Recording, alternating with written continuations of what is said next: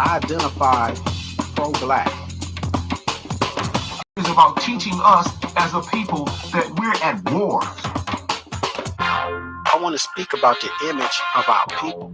We have a perspective of our image.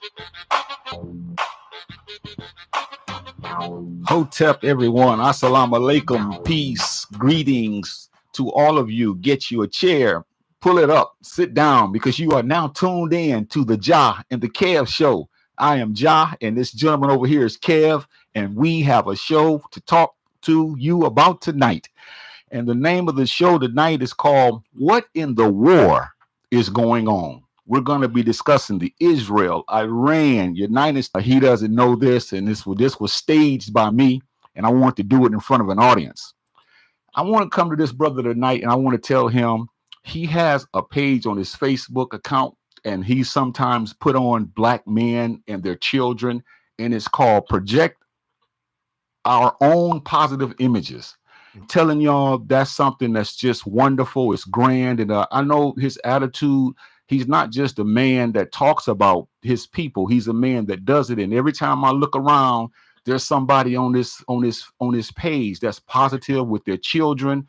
And I think that should be said. And so I just wanted to salute this brother and let him know that, you know, I know that's in his heart. We just appreciate you taking the time, your busy schedule, to show us that this can be done when we just apply ourselves. So I want to say to you, man, that's wonderful, Kev. I appreciate that, man. Also, I want to say this is our 2-year anniversary, man. It is doing this show, man. Time has been flying, bro. So, yeah, it has been flying. Okay, so let's talk about our conversation. Okay, I'm gonna let you start it off, because before we get started, I want to say one final thing, and I'm gonna turn it over to Kev, because our conversation tonight, we don't want to get started with people thinking that this is what is called anti-Semitic. So don't call in talking about us being anti-Semitic, because what we're going to be talking about is rooted in accountability.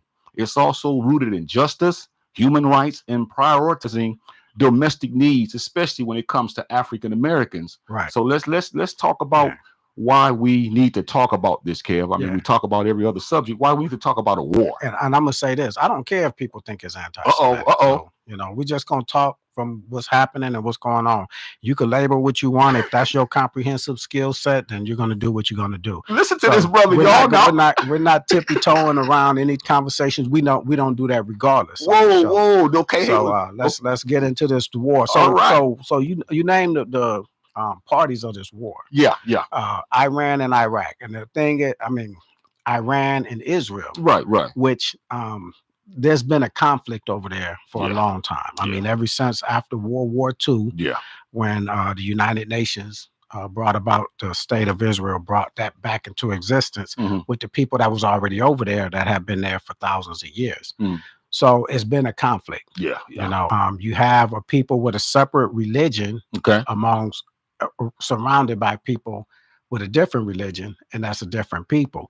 So that within itself, and then what's happening over there. So this is the questions that we should be asking: who's at war, and why are they at war? And if you know the history, learn the history. If you don't know the history, because I found a lot of people that have a lot of opinions, right, and they don't a lot of times they say, well, I don't understand why, and the way the media portrays it, why are these people always trying to attack Israel? And I tell them, you have to know what's happening over there to understand the conflicts that's happening. Yeah, you know, Kev, that's very important, because when you talk about war, you have to talk about the dynamics of war. And it's not as simple as just people are going to war. There's reasons for it.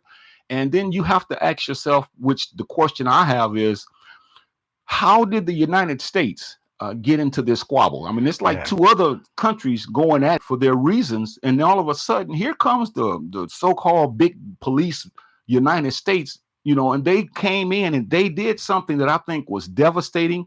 It was a violation of human rights. It was brutality at its height. And what they did was they dropped bombs, and they also shot missiles, and they killed almost 1,000 people, man. And we got to say that's not good. And I'm gonna say that pales in comparison to what Israel has been doing to the Palestinians. That's right there. Basically, they're under Israeli rule, under Israeli government.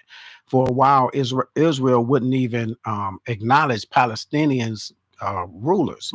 You know, it's like y'all don't have a government, y'all don't have a rule. So when it's people that's trying to negotiate Arafat, things like that, they don't acknowledge him or acknowledge anybody that they put as their president, prime minister, or whatever. Right. And so Israel has, I think, under Netanyahu, it's been a regime of terrorism to me. And I know it's a lot of Jewish people here that don't recognize or don't acknowledge that Zionist type government that's going on over there. So to me, whatever we did, it pales in comparison. But I also want to say that we are behind a lot of things that Israel has been doing. And so with this war that's going on now, Israel started the war with Iran. You know, they try to, in the media, try to make it like, oh, well, Iran just attacked Israel. Well, they don't talk about the first attack that's happened. So then we jumped in, and so we have to ask the question. And as American citizens, we should be asking the question: what does this have to do with us? Yeah. You know, Israel is not one of our states, or you know, anything like that. So what does it have to do with us? And why do we always tend to run to Israel's defense? There's a reason for that. I'm sure we're going to talk about it, but it's a philosophy, it's a mindset, it's a pseudo-religious philosophy that people believe that we have to actually get into, because that has pretty much infiltrated and destroyed many minds of good people that just don't know any better, because they believe the propaganda that has been spewed out year after year, you know, after millennium, when it comes to Israel being this goody two shoes, can't do anything wrong, you know, protect Israel, we love them, no matter what happens, we're on their side. And that's hogwash, and it makes me sick. But we have to look at, why do people think like that? Right. And it was Noam Chomsky. He's an author. He has a lot of books, and he talks about propaganda. He talks about the machine of propaganda and the great accomplishments. I think that's one of the name of his books that I have, where he talks about the great accomplishments of propaganda.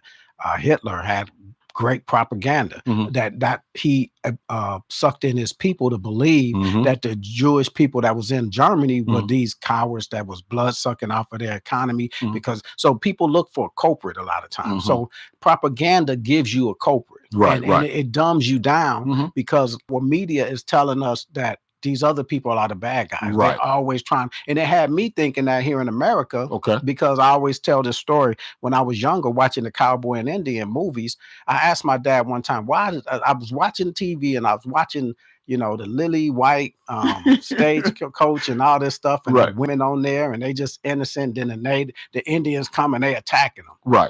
Then the cowboys come to the rescue, and I'm like, why the Indians always starting mess? So when I asked my dad, I remember he was in the bathroom shaving. I said, and I asked him like that, why the Indians always start trouble? Because I was at a child mind, I didn't understand, and I was caught in the media. I didn't know the history because they wasn't teaching us in school. They taught us Thanksgiving. You know, so when I'm looking at it on TV, the movies and everything is showing the Indians as the bad guys. And my dad broke it down to me. He's like, okay, this is what the problem is. You know, they stole these people land. They murdered these people. They had treaties with these people. They broke treaties with these people. They broke promises, and they basically devastated. So they're fighting for their lives. They're fighting for their livelihoods. So then I start looking at things differently. Wow, that's good, Kev, because as you talk, I think about Dietrich Bonhoeffer, who was actually killed in 1945, but he from his cell before they killed him, he spoke up against Hitler and what Hitler was doing, and they had him exterminated. But he wrote some letters that talked about stupidity. And he was dealing with how stupidity has nothing to do with people not knowing, being just ignorant of a fact. Stupidity is when a group of people believe something for so many years, they don't change their mind. And no matter what you say, no matter what you do, they're going to continue to do what they've been doing, because that's what stupidity is all about. And that's what happens when you talk about Israel and the United States and our concept, many of us, when it comes to Israel. And then also, I'm sure we're going to throw in here, we might as well throw it in now, the whole idea of a book, a book that talks about a chosen people that couldn't do any wrong. And like, you know, everybody should be on their side, and you fight against Israel, you're fighting against a deity. You know, all this is hogwash, and we got to talk about that, because that has messed up many people's minds, as they think that Israel is this apple of God's eye, so to speak. And what I posted, I think last week, and I put up a post. I said the Israel today is not the Israel in your Bible. And I had some flack come back from a friend of mine. Well, somebody I used to work with that's now become a pastor. So he comes in there, he start throwing verses from the Bible. And I start breaking things down about, let me explain to you about your Bible. Now you probably think that you're, him thinking he's probably on a higher plateau and could discuss something to just throw scriptures out. So I'm breaking down scriptures. And I had people come back and say, man, you know what, I'm Christian. You was breaking stuff. I went and looked. And what you was saying was true. Now he got caught up because he's talking propaganda. He's not talking what he knows. So he's talking about, we going back to the Abraham legacy and things like that. And I was explaining, this is why these people, they're brethren religions, except those people that's there, they're not the original Hebrews. And that's what I was telling them. Being a Jew, I could be a Jew, a Hispanic person, an Asian person could be a Jew. That means you practice Judaism. And I always tell people, it's not the religion is not the lineage, it's the bloodline. And those are not the original people. And I broke down, I gave him the president of Egypt back in 1958. He gave an interview. They was talking about the conflicts. 1958. This stuff been going on a while. He said it'll never be peace because the Israelis, the people of Israel, they left black and then they came back white. So he's telling them that these are not the same people. And so that's what I was trying to break down to him. But we're going into scripture. But this is the ignorance that people have because all they hear is Israel. They read their Bible. They got their pastors telling them Israel is our, we want to be on their side because they're on God's side. And no matter what they do, is it's going to be right. And Kev, that was so eloquently stated.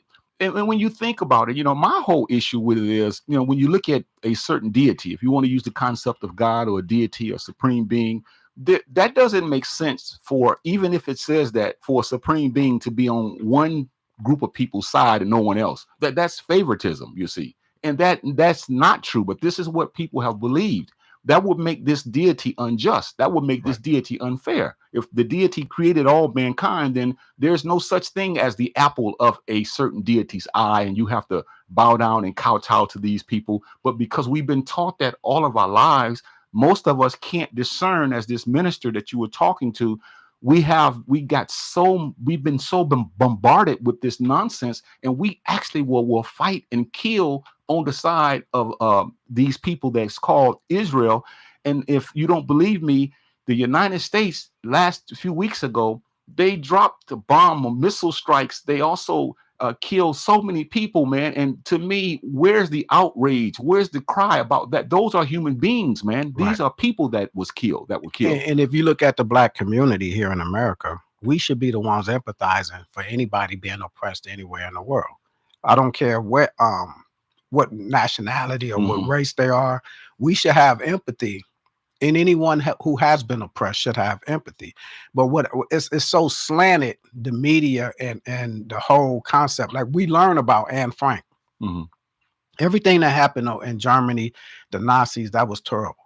But they magnify that to make that the worst thing, and you can't even say, hey man, what about me? And I think we had people on this show talk about when I think Josiah said something about, why is everybody always like dumping on black people, like, and she the lady, and I'm not wanting to dump on her, but she brought up the Jewish thing, and it kind of got me, and they went through their thing for how many years, and I was getting kind of, because people, they have this thing in their mind, you go through this, but we've been through more, and I'm like, no, you haven't. I don't, if you're not the Native Americans here, then don't tell me about what you've been going through as a people for 12 years or 8 years, and we've been going through it for 400 years, and we're still going through it, because they're not stopping Jewish people on the side of the road here in America, and they're ending up dead. This is something that's still happening with us. So this is why I don't want to get into people talking about where, oh me, oh my, in their history. But my thing is, Germany, 5,000 miles away.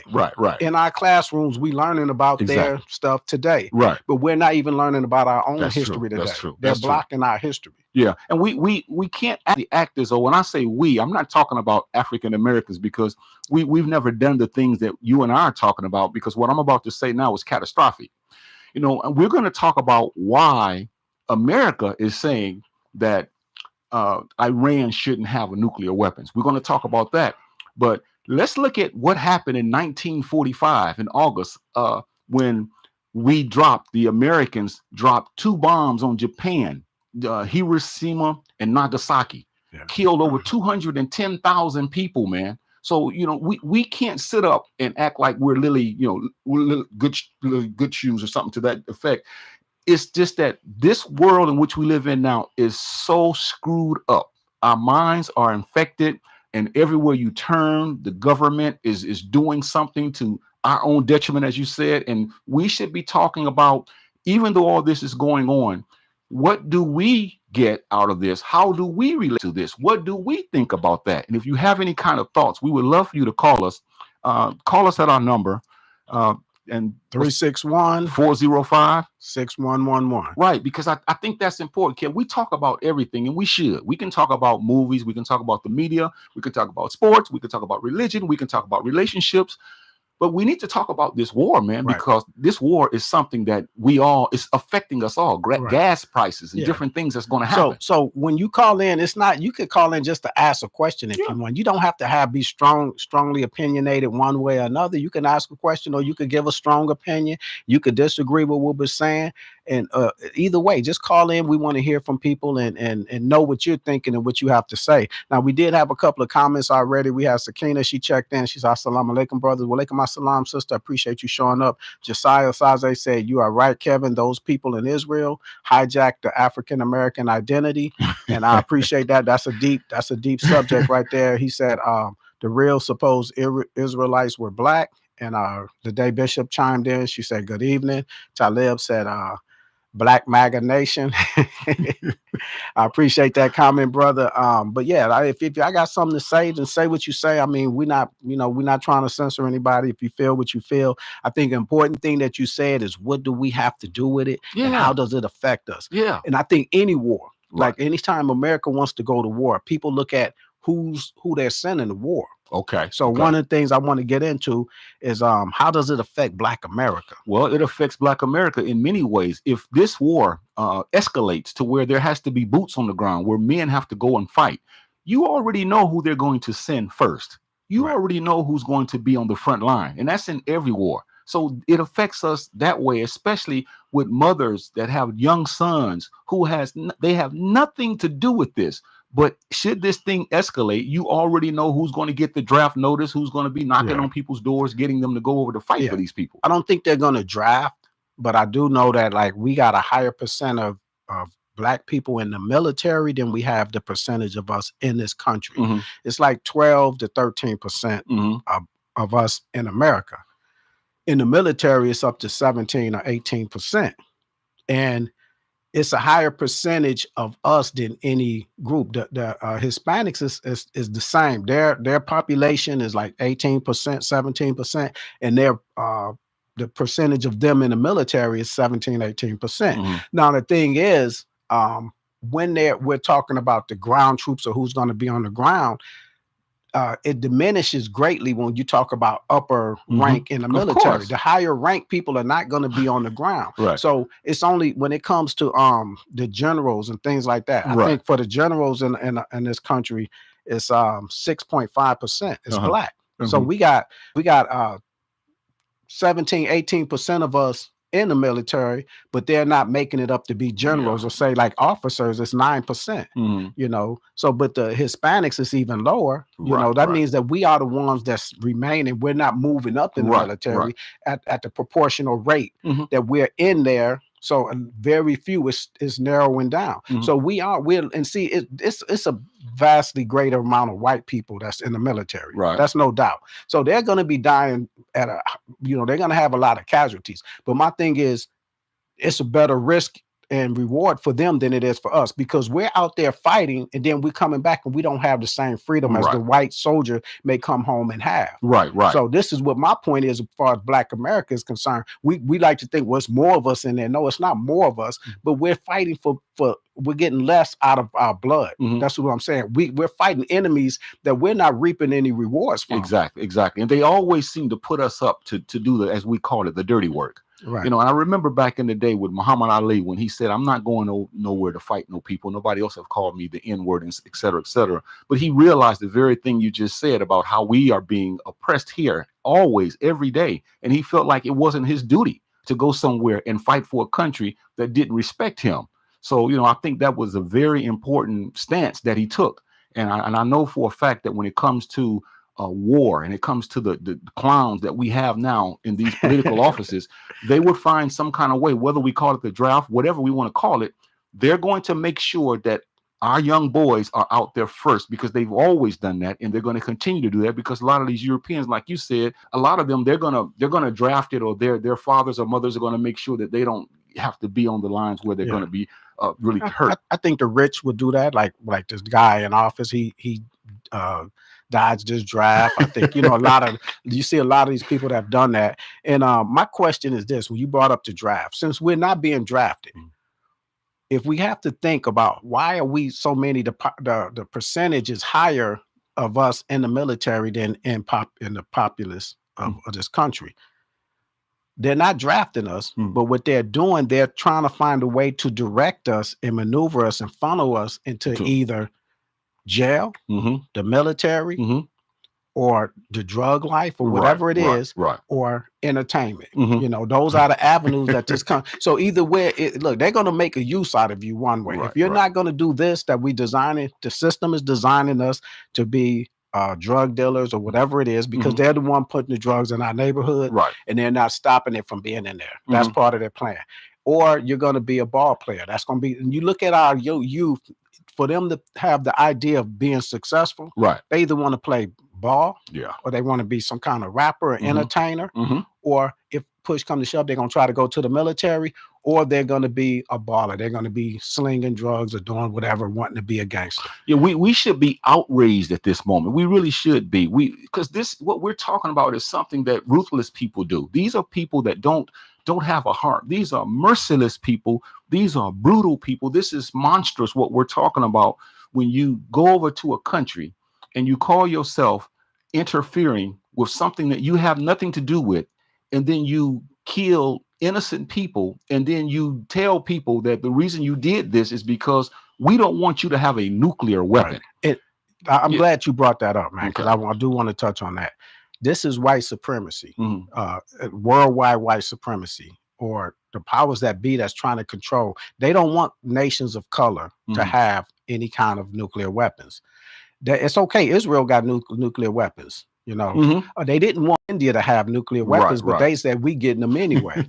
You know, so then by their neighbors that they were always conflicting with, the Pakistan, they were like, well, we getting them too. They getting them, we getting them. But see, it ain't a big cry out for that. But the thing is, they don't want any African nation. They don't want any Islamic nation. You know, the Asian nation, you know, North Korea, they came up and it was a big thing. People were scared when Juku Kim came up there and he was like testing his weapons. He's flexing because he did it, and it's like y'all can't do. But see, they backed by a big brother. Right. You know, they back China, Russia. They're backing them because they're communist. So America can't really interfere. So that's the only way that these nations are able to do it, because they're going through somebody else that has their back. So this is what I'm saying. When you're talking about Iran and Iraq or any of these countries like that, the people in their neighborhood, it's just like us in the hood. Man, he got a gun. I'm getting the gun. Especially if me and my neighbor is he got his gun on his waist, and he's sitting up there fussing at you, and you sitting up there. So what you gonna do? You gonna go down to the gun store and be like, yeah, okay, you got one, I got one. But see,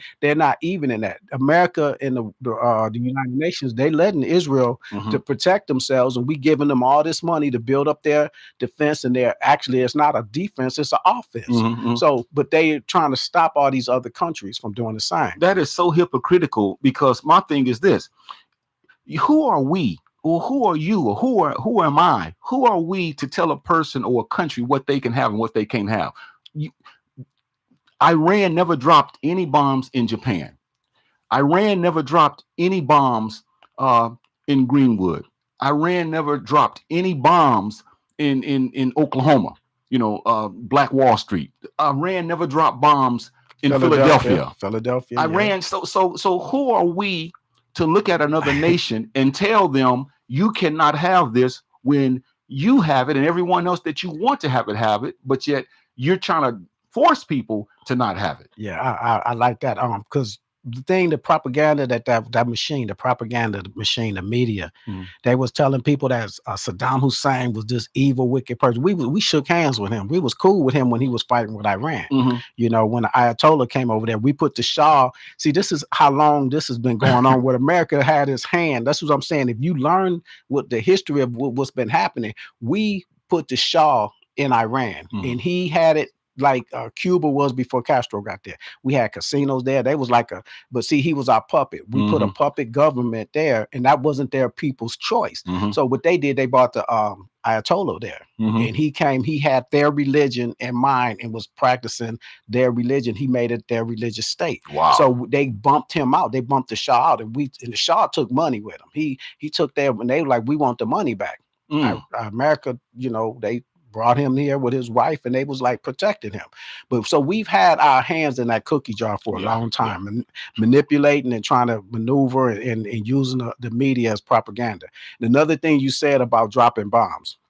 Out of all the people that have nuclear weapons, the only nation that has ever dropped a nuclear bomb is America on Hiroshima. Yeah. You know, and you know, during World War II, those people were about to surrender. Yeah, you know, and it's like, but and if y'all watch the documentary Oppenheimer, the guy that came up with the atomic bomb for America, that was a big push for him to have it after World War II was ending, because they was having a summit with England, with Winston Churchill, and with Stalin and Russia, and our president. And it was like, man, before we have this summit, I want to be able to flex. Do y'all have that bomb? Like, pass me my gun. Let me show them. And he said, yeah, we tested it. So when he came there, he was the big dog.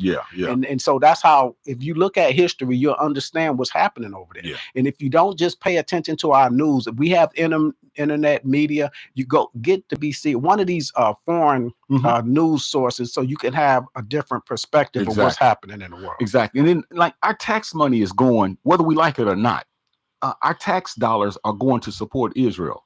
But the United States aren't trying to do anything to help struggling communities that look like us. Right. See, and this is what you mentioned earlier that I think we should continue to always bring up, because we're too busy trying to look at a book and talk about a nation that has nothing to do with a deity and be on their side when they're sticking their foot knee deep up our you know what. And we don't even see that because we're so in love. You know, we got dewy eyes for another country or another nation that has nothing to do with what people are saying they are. And I think we definitely have to look at our neighborhoods. We got low schools, lack of quality education. You know, we got hospitals that we need, jobs. You know, unemployment is high, and we still running around here talking about don't bother Israel.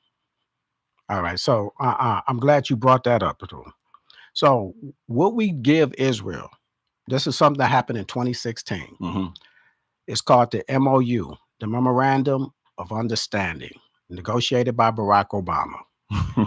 This aid is part of a large commitment of $38 billion over 10 years. So it ends next year. And we give Israel $3.8 billion in military aid annually. And all the things you just talked about, our education, how about our college forgiveness and all these things like that. Oh, but we don't have the money for that. But we got money to give to Israel. Right. $3.8 billion a year. Yeah, that's ridiculous. It's affront. It's obscene. It's vile, and any other words you want to use. And this is why we have to talk like this, because we're looking at truth, man. We're talking about this is truth. And a lot of times when we tell the truth, some people like it to be politically said, and others like you to say it a certain way. But as you mentioned at the outset, we have to be honest about what's really going on. And what's going on now is we live in a country that is so racist, that is so bigoted, that is so sexist against people that look like us, or people that don't think and believe what they believe, that they will do anything to stop them. Right. And we got to be honest that this is what's going on. You mentioned too earlier that we were the ones who started all of this. You know, we were the ones who went to Iran and put this man in power, you know, because in 1951, the first Iran leader that came in, I think his name was Mogaddesh, he was really the kind of guy that was trying to help these people. And they ousted him, and they put another one in, but they ousted him because he was trying to say he wanted to nationalize their oil, the BP, the British Petroleum. and they asked the United States to help them. And so the United States helped them. They overthrew this man. They put him on house arrest until he died. Then they put in their puppet.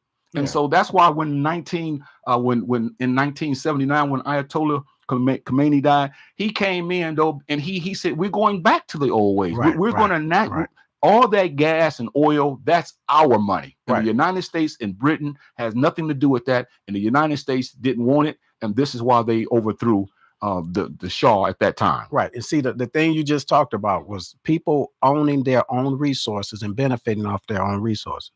What's happening in Africa? Africa has all these resources and none of them are benefiting. None of the countries are basically benefiting from their own resources. It's being extracted. So it's keeping you weak. Other people are coming in there and they're giving you money for certain things, but they're extracting all your resources. Right. And this is what just happened. And I'm sorry, the Mad Dog, they just killed Gaddafi because he wanted to have their own currency, and that would have made African nations powerful.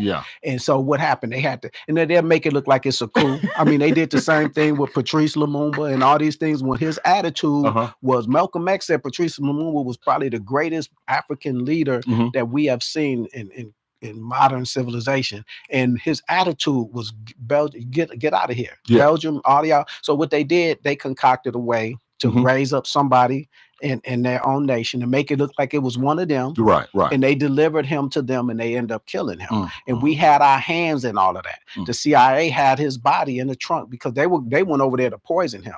Then what they did, they found another way because it'll look bad if they found out that, it was the Europeans that did it. Europeans and America had their hands in it. And Belgium apologized. They acknowledged it, had a part in it. And there's on record the CIA had a hand in it. But what they did, they delivered them to his people. They put it on the media. They said they had him in prison, talking about he killed the prison guard and tried to escape, and they executed him. Wow. But this is the MO of our country, and this is the MO of the European nations that want to manipulate and put their hands in the cookie jar. Yeah, they're gonna always off someone that's doing something positive. We go back to Malcolm X, go back to Martin Luther King. You can go on and on and on.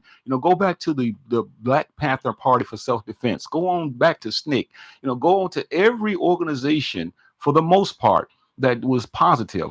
The United States government, under the leadership of the FBI and the CIA, they had something to do with infiltrating this thing and destroying it. But yet, I got to go back to this thing about many Christians, man, who, and a lot of them are white, but they really believe that a deity, they really believe, man, with all their hearts, that a God is on the side of a nation, and they will stop at nothing to make sure that and that I know that this is how it's supposed to be. It was planned. It was ordained from the beginning of time, which is a lie. But at the same time, many people they've been fed that, and now they believe that, and they will stop at nothing because they've been brainwashed to believe that Israel is the apple of somebody's eye, which that's not true. And it's not the Israel of the biblical times. Now, the thing about that, like I had this discussion with a coworker, and we're going back and forth. Right. And I'm trying to break down to him that the people that you're talking about, when I say I don't talk about Jews, I talk about Hebrews, because that's the lineage, that's the bloodline. Anybody, like I say, could become a Jew. You practice Judaism, you're a Jew. We have people here in America. I went over there, now I'm a Jew because I practice Judaism. That's just like saying a Christian practicing Christianity. Christianity is not a bloodline, Being a Hebrew is a bloodline. A Hebrew is supposed to practice their religion, and if they don't, they still in the bloodline. But me and him was getting in this discussion, and I said the crazy part about it: America is basically a Christian nation, Catholic, Protestant Christian nation. I say the cornerstone of the Christian nation is Jesus. Jesus being the Christ, right? The people that y'all advocating for, they don't believe in Jesus. That's the crazy part. Those other people, the Muslims, they regard Jesus very highly. These other people y'all advocate, they don't believe. They believe he was an imposter. So this is the thing. This is how I'm talking about education and the mindset. Yes, sir. See, because you're in your Bible and you hear this name Israel, so now you got to jump on that bandwagon, and you're ignoring. Now, if God is, I can't speak for what God does or who He believes or how He. But what I know is that if they're out there murdering and killing people, innocent civilians, then that's not an act of God. That's not a people that's in favor of God. And I don't believe it one bit. I don't believe it at all. I don't believe that any deity. I don't believe that a deity humanity has certain people that's special and others that are not. And I would never believe that, because that doesn't make sense to me. And also, the United States supports Israel, and they're giving all this money to Israel, but yet you won't put any money back into our cities to stop the violence. Why would they though? That's their plan. That's their plan. They but we're American citizens, and that shouldn't stop us from talking about what they should do. So it's like if someone's getting abused, they have to say, "Hey, you're abusing me." Now, whether they stop abusing them or not, that's their choice. But we have to say that. You see? And I'm saying that this is their plan. It's not like they just ignoring it. They are setting this. They are setting plans for us to kill each other. They're setting plans. If you look at the music, if you come out now with some new music talking about kill this and kill this, or this woman is this, then you're going to be up on the charts. They're going to have you on Dorito commercials, whatever. You propagating homosexuality, you're going to be on Dorito commercials, whatever. Soon as you talking about something positive, then don't, no, they're gonna pull the rug from up under your feet. There, it's not even a place to go with that you're not even going to be making money. You talk gangster rap, thug stuff, all this women bashing, women talking about sex, their bodies and all this stuff like this, then you're going to be on the radio, you're going to be in the media, you're going to be a superstar.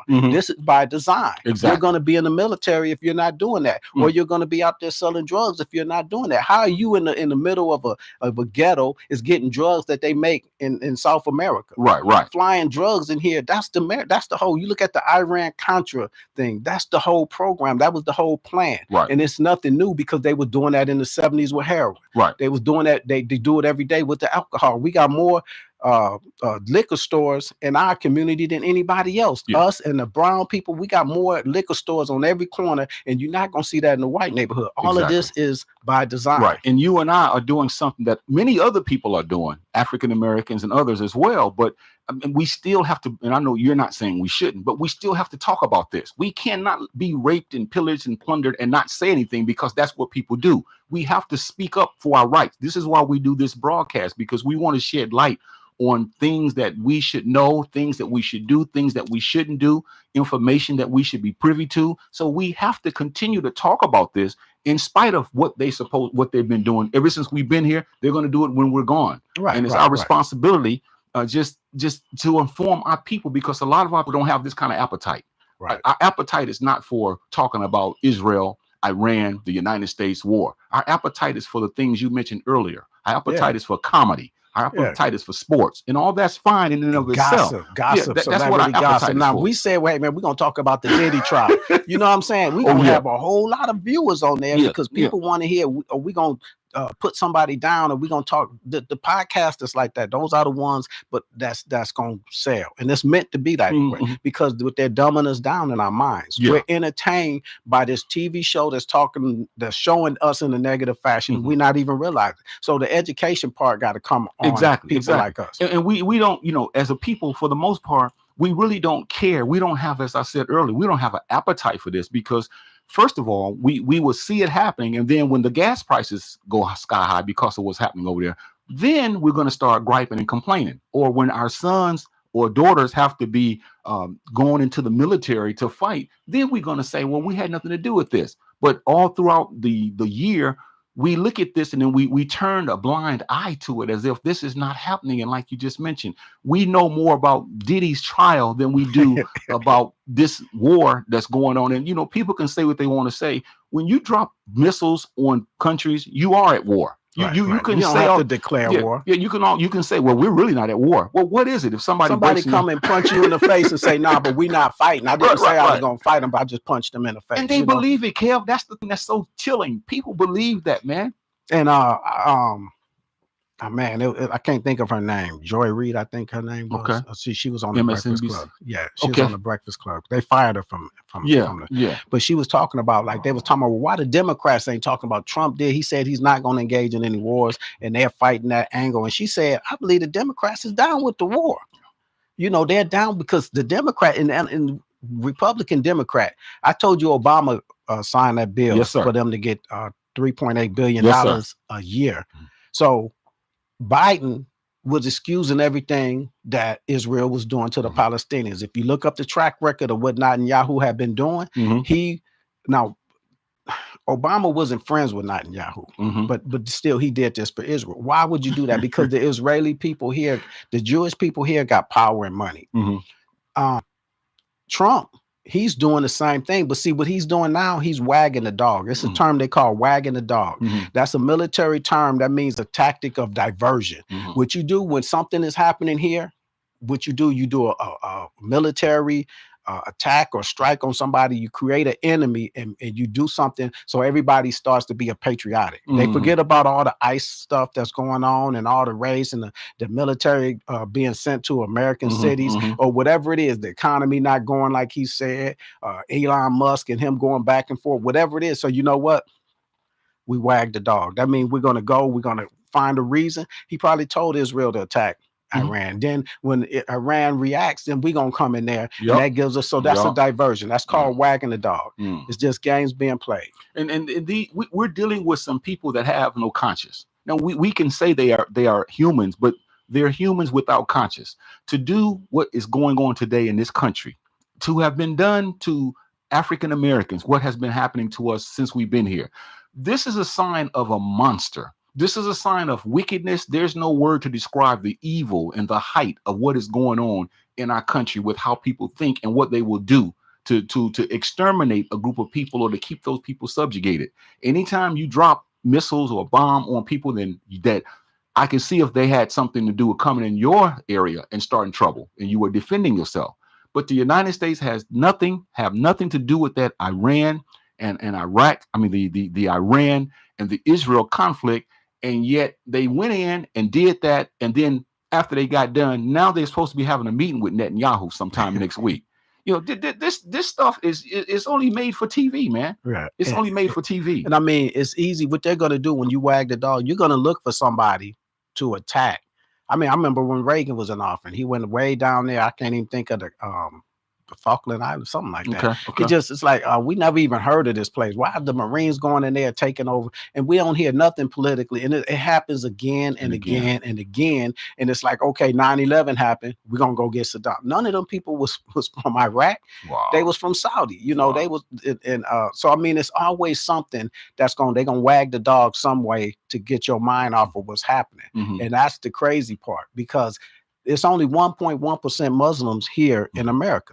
You know, they don't have the power like that. So you got to pick on somebody that it's not going to be a big backlash. You're not worried about their vote. Right. You're not going to. Now with the Jewish people, they got power here. You know that because our entertainers, they say something about the Israel. Man, I mean, this may be our last show because I said the Hebrews was black. You know what I'm saying? Simple as that. If it goes against their interest, then they're going to chop you down, chop you off at the knees. We've seen a lot of our entertainers that lost their job because they had a religious belief, not that they were anti-Semitic, saying that these people do this and this. You know, they just not half the things that we've said, but they just said, well, I believe the original Hebrews is black. Oh, you know what? That's your job. Yeah. You know? And if the United States supposedly stands for justice, which we always run around here saying truth, justice, and all this stuff for all, then why does it support governments that don't stand for justice? You know, why is it in bed with governments that are basically, they will genocide a people if you leave them to themselves? You see, this is how hypocritical. That's what I'm trying to bring out. It's so hypocritical to talk off the side of your neck and for us to see this and then turn a blind eye as if we don't see it. I won't say that about this country being a country that stands for justice. This country murdered millions and millions of those natives who lived here, who looked like us. They've done our people in. They're doing the Latino population in. They'll do anybody in. And yet we're going to stand up and put our hand over our chest and talk about justice. This is what I forgot. When I brought up Saddam, when they were talking about Saddam, oh, he bombed his own people. He gassed his own. America trying to tell us, and we're believing. Now and I had black people and I had Mexican people say, yeah, man, he's a madman. He gassed his own people. I say, you know, they dropped bombs in Philadelphia on the black organization. Yeah. You know, they bombed Tulsa. Yeah. Like you brought up Greenwood. Yeah. It's like you calling, you know, that's like the pot calling the kettle white. I'm gonna say white because it ain't nothing wrong with being black. That's a compliment. So I'm like, don't sit up there and act like this person. I tell these people that tell me that. I say, so did America. What you talking about? Learn your history. That's Tell them exactly. about the move. Tell them the move in Philadelphia, how they bombed, they dropped incineraries on that whole neighborhood. In the 1970s. You know, and then I tell them, I say, learn about Tulsa. Yeah. You know, Black Wall Street. They devastated that, and we were Americans. But see, that's not how it's seen. You know what I'm saying? So all that. We have some comments though, man. I got Taneva. I don't want to keep her comment sitting out there. She said, we've been entertainers since the beginning. That's why we still don't see us as people. They don't see us as people, just a resource for them. And that's a great comment. She had another comment. She said, they don't want Black people with guns here knowing the violence we face every day. Remember how they acted once the Black Panthers enforced their rights to bear arms when they was killing us left and right. Then they immediately changed the law. Right. And that's what Malcolm X was saying. They painted him as being violent because he was talking about defending ourselves. Y'all sitting up here punching Martin Luther King in the face and sicking dogs on women and all this stuff and hosing them down. And they're doing peaceful protests. But then you call me violent because I'm saying protect myself. Yeah, the Pettus Edmond, the bridge that they had just beat old women, just like you said, turn dogs on them. This kind of stuff that we're talking about now, Kev, is something that should make people, you know what?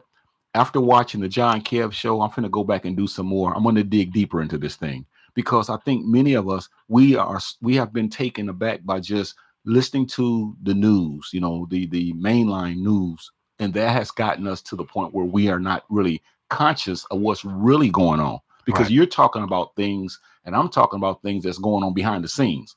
See, we're going behind the curtain, you see, and we're exposing that man behind the curtain, like on the Wizard of Oz. Who's that man behind the curtain? Somebody that's working the controls, but they just see what's going on at the outset. And I think it should make them want to go back and say, let me look more into this thing. Then you won't run around talking about Israel like there's some apple to somebody's eye or something. And it was a post I had put up, and the guy came up there and talked about, he jumped on the post.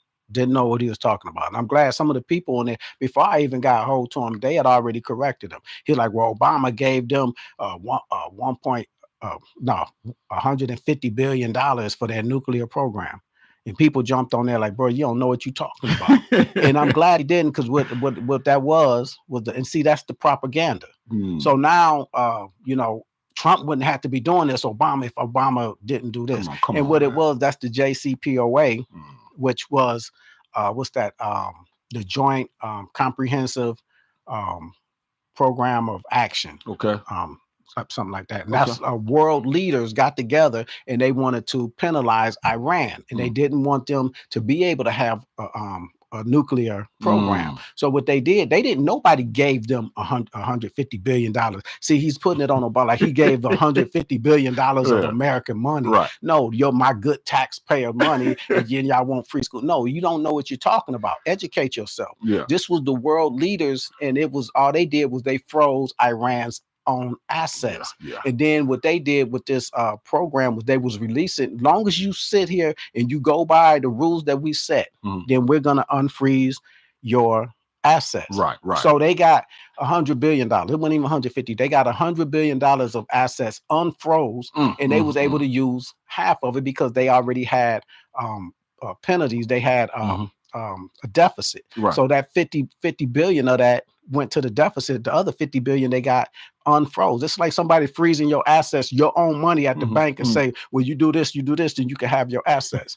You do it and they give you assets, and they say, well, I gave him this money. No, that was his own money. That was their own resources. But that's miseducation, unfamiliar what's going on and not understanding. And this is how they're able to do the things, because they dumb us down. Wow, that's great, Kev. I want to ask the audience this: how does supporting Israel's government align with the fight for civil rights? I mean, I want to know, how can you connect that? How can being buddies with Israel and sign with Israel, what does that have to do with our civil rights, our human rights, you know, here in the United States? Yeah, human rights is more, because human rights is anybody's rights. How does that have to do? What does that have to do with that? So the human rights part of it, this is what Malcolm X wasn't a civil rights leader. He was a human rights. You hear him talk about people all over the world. And he was like, civil rights is what the state allows you to have.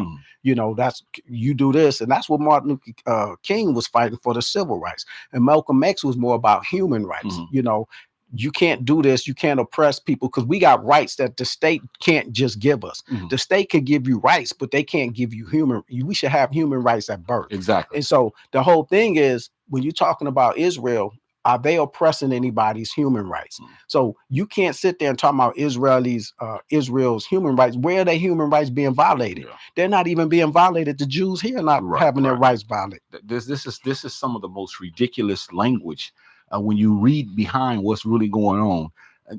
And many of us, it's only because of what we have been fed.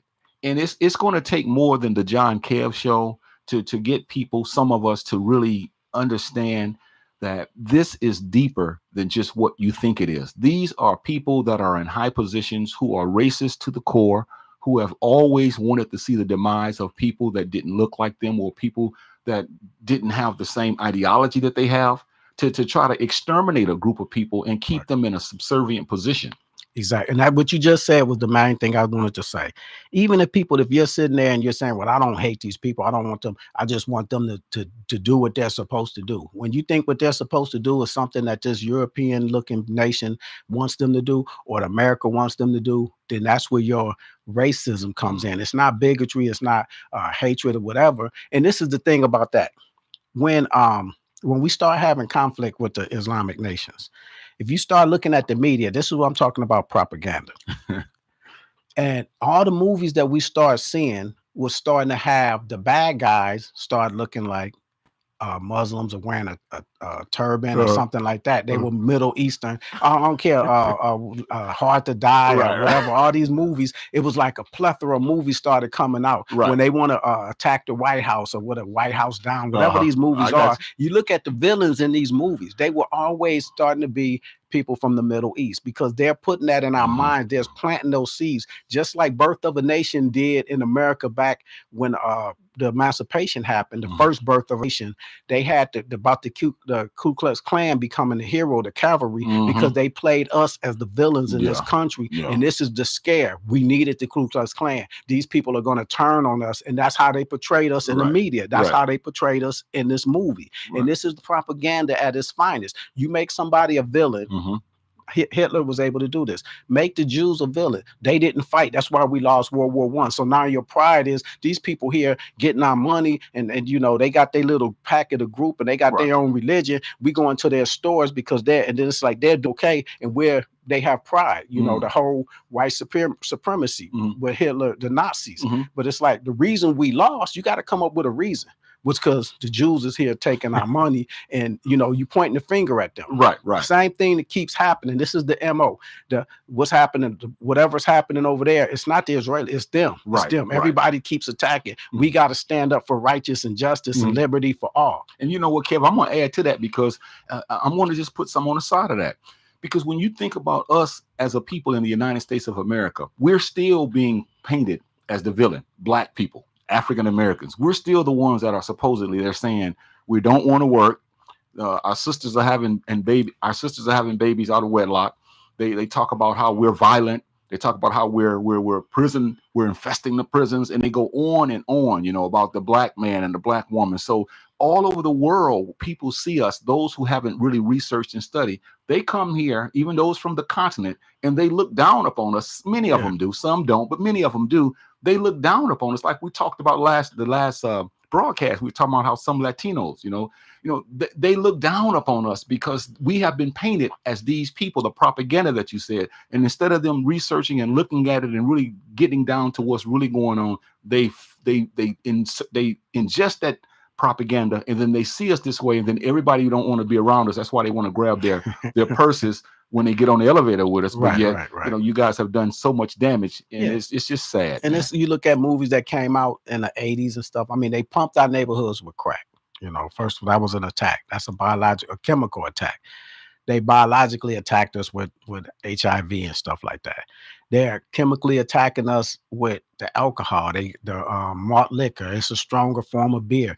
That's not for white people. That's not their consumption. You ask them about malt liquor, they're not selling that over there. But they was pushed. Then you got Black actors, that Billy D. Williams and all these people, they're promoting that because they're putting it on BET. This is what's cool. Drink this malt liquor. This is a highly intense form of alcohol or beer. It's stronger than regular beer. So they're feeding us all this stuff from the crack, from the HIV, AIDS and stuff, all this stuff, and then they just keep attacking us, bombarding us, and then they tell the world, look at them, look at how they doing, look what they doing to their people. Listen to their music. The music at one time was positive, and they start chopping it off at the knees. So like Geneva was saying, everybody want to be a gangster, everybody want to do this, everybody, if you want to make it, you got to make this type of music. And this is what cripples us as a people. Us not seeing that and allowing it to happen. Us not seeing what they're doing, they're trying to filter us into the military. So we got to do better at saying, no, we got better opportunities than having you go. And I tell people, I was in the military. I went in the military to escape the streets. I didn't have a different avenue to go. So we got to create those avenues for our kids. We got to understand and counter what they're doing to us. Exactly. That's well said. What in the war is going on? It's supposed to be what in the world, but we want to play on that. What in the war is going on?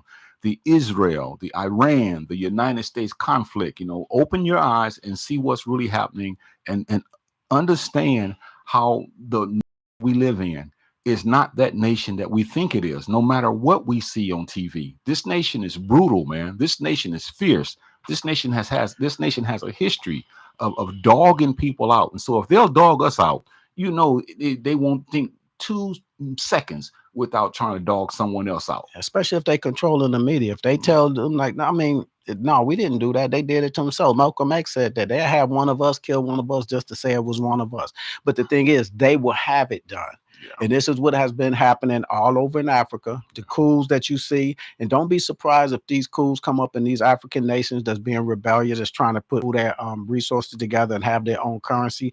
The West African nations that's doing that, they're trying to get together. They kick France out, so Senegal, I believe they kicked the French out. They like, no, because when you're using your currency, then you have a part that 50% of everything we earning is going back to the France, the French economy. They're kicking that out. They're trying to come up with their own. Now, don't be surprised if these coups start happening. It's going to be another African leadership, and then that makes us look down at our own people, like we did with the nation and Malcolm conflict, and say, oh, it's one of us. It's one of us. But see, they're behind one of us. You know what I'm saying? Always. They're going to use one of us to kill one of us to make it look like it's one of us. And it's not really one of us. If you're working for them, then you're one of them. You're going to be disguised as one of us. You're going to be in our movements or whatever, and you're going to be turncoat. So, and Kev, I think about sometimes when you look at the news, the propaganda, they always talk about brothers who are in the prison life. In other words, prison is rough. Prison is violent. You have to fight to stay alive. And then that's true. It's true. But when you look at this country, man, this country is worse than a prison because prisoners can only do so much. But prisoners can't drop bombs on people. Prisoners can't destroy a whole group of people's ideology about who they are. See, prisons can't do that. And they always try to make it seem like the guys in prison are really bad and mean and you don't want to be around them. But the very country we live in has done so much damage ever since we've come here and continuously are doing those things to us. And yet we don't see this country as worse than a prison. Yeah. And I'm going to add to that. I'm going to say this. Those people that you put a man in a cage, and I don't care what color they are or whatever, they're going to be have animalistic characteristics because they have to do that to survive. And if you're taught by someone that's ignorant, then 9 times out of 10 you're going to grow up ignorant. If you're taught that people that's going to promote gangster mentality and all these things like that, 9 times out of 10 you're going to have a gangster mentality. And my thing is, if you look at people, they call them feral children. In this cases where a child was raised by animal. I think I know it was one of a kid, he grew up in a herd of goats. He didn't know how to walk. He didn't know how to walk upright. He walked like the goats because that's who he was learning everything from. He was eating some of the things that they ate. And if you're learning from that, they're crippling us with our mentality. People that's wanting to do shows like this, they're not many, So they cripple our leaders. They cripple who's educating and who's. So our kids are growing up feral. Our kids, when they look at it, say, look how animalistic. Look how they attack their own women. Look how they women talk about their men. They don't do nothing. They don't have no responsibility. So then they take that and they promote that. And this is why we must project our own positive images. That's great, Kevin. You know, you said at the outset, if you put a man in a cage, you know how he acts, and that's true. But you know, these Europeans are not in a cage. Right. They're doing this, man, with their eyes, as we say, wide open, and then they use organizations that you haven't heard of, haven't heard from, I should say, that's been around for hundreds of years. The NAACP, the Urban League. You know, these organizations have been around forever. The caucus and all of that. But then, what are they doing? I mean, you're making more noise, you and I, on this broadcast, for the most part, when we talk about these issues. And we're not, like you mentioned earlier, you know, we're not muzzled. We're going to say what it is, what's going on. But, you know, with them, they want to beat around the bush. Well, you know, Israel is this, and, you know, then they want to make it seem like all these things that we're saying is really not as bad as it is. But yet you've been here. We ain't been here. This is our second year anniversary. This is only our second year anniversary. We making a little noise. But these people have been around for these organizations have been around for hundreds of years. And look at us now, man. Look at us. But what happens is a lot of these nations, a lot of these leaders, they take handouts. They take, oh, I'm gonna sponsor you. So now you got now what it is, they could take that away. You getting comfortable. So now, oh, well, you know what? Hey, we're not gonna keep doing this for you if you talking, oh, you anti-Semitic. I think you should go apologize. See, y'all ain't gave us nothing. And y'all ain't, so yeah, you gonna make, ain't nobody gonna make me apologize for nothing that I said, that I feel, because y'all ain't sponsoring me, y'all ain't giving me nothing. And if y'all did, I'm gonna say I'm still gonna talk the way I talk, and I know you're gonna do the same, because when they in your pockets and they start giving you money, then they're gonna start, what you gonna do is start being quiet. Wow. Kaepernick gonna stop taking the knee. Not him, but the players, they see what happened to Kaepernick, they're gonna be like, yeah, man, you know, that ain't in my best of interest. And you know, that's what's gonna happen. This is a great way to end this broadcast, because I want to say something, y'all. I feel good now. That's why I have this Kool-Aid smile on my face. You guys are saying, why are you cheesing, Jah? I'm cheesing because this is the day that I am the good cop.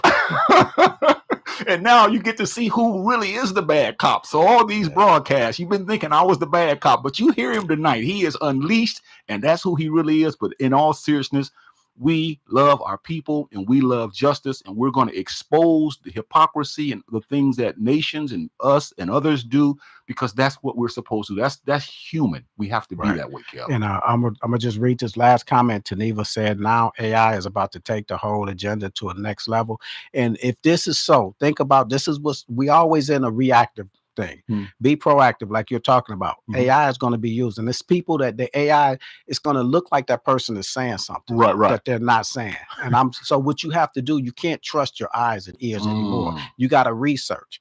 Did this person actually say this? And it's going to say yes or no or whatever. But what's happening, I remember just it was like LeBron James on some interview after the game. He's like, my coach is a bum, and I'm tired of playing with these sorry ass players. And I'm like, somebody said, you see what he said? I'm like, bro, if he actually said that, that would be all over ESPN or whatnot. I say that's AI, and I'm telling people, and they looking at things that's AI. So AI is tricking you. So you have to do your research. Stop just believing in your eye. Don't be lazy. Do your research. Don't listen to the news, what they're talking about happening over there in the Middle East. Do your research and learn what's happening. Yeah, we may be AI in the future, but right now this was live. This is not AI. This is real. The Jah and Kev Show. This was AI. That's not me talking like this. Peace. I appreciate y'all.